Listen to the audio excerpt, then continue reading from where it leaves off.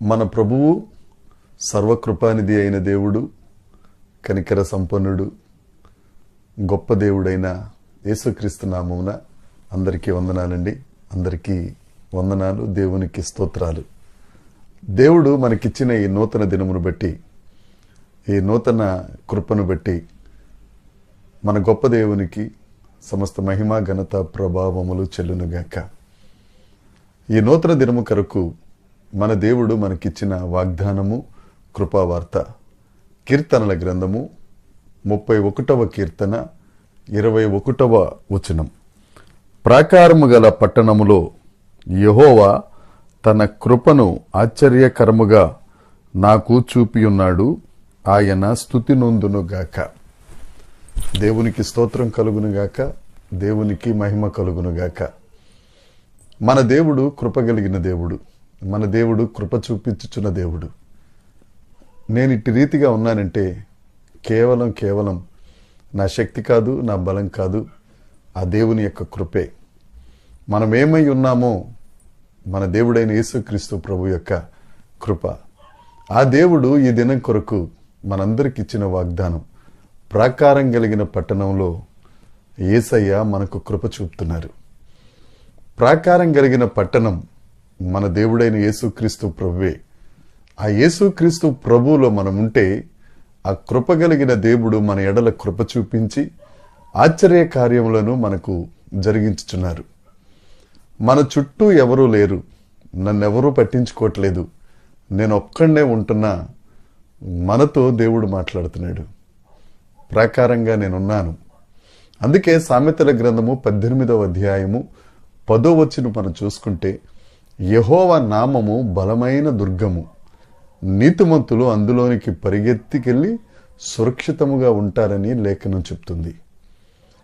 యెహోవా నామం బలమైన దుర్గం, ఆయన బలమైన కోట. ఆ కోటలో, ఆ ప్రాకారం కలిగిన పట్టణంలో మన దేవుడు మన మీద కృప చూపిస్తున్నారు.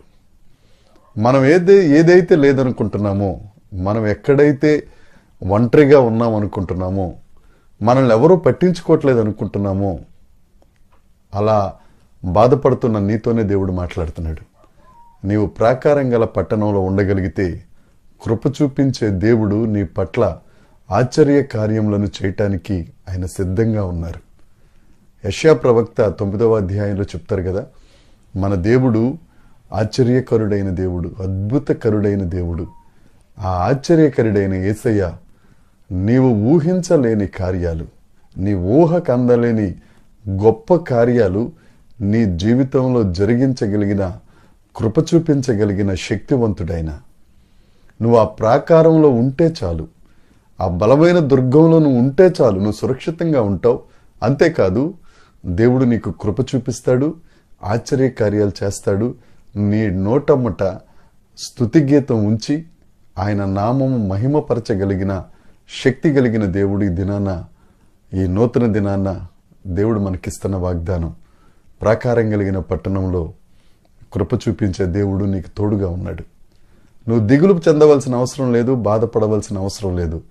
ఎవరున్నా ఎవరు లేకపోయినా యేసయ్య నీకు తోడుగా ఉన్నాడు. యేసయ్య నీతోనే ఉన్నాడు. యేసయ్య నీ కొరకు ఆశ్చర్య కార్యములు చేయటానికి సిద్ధంగా ఉన్నాడు.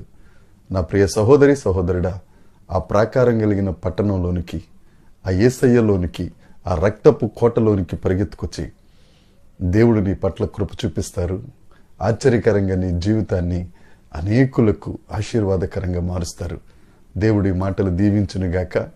దేవుని కృప మనందరికీ తోడై ఉండునుగాక. దేవుని నామ మహిమపరచబడునుగాక. ఆమేన్, ఆమేన్,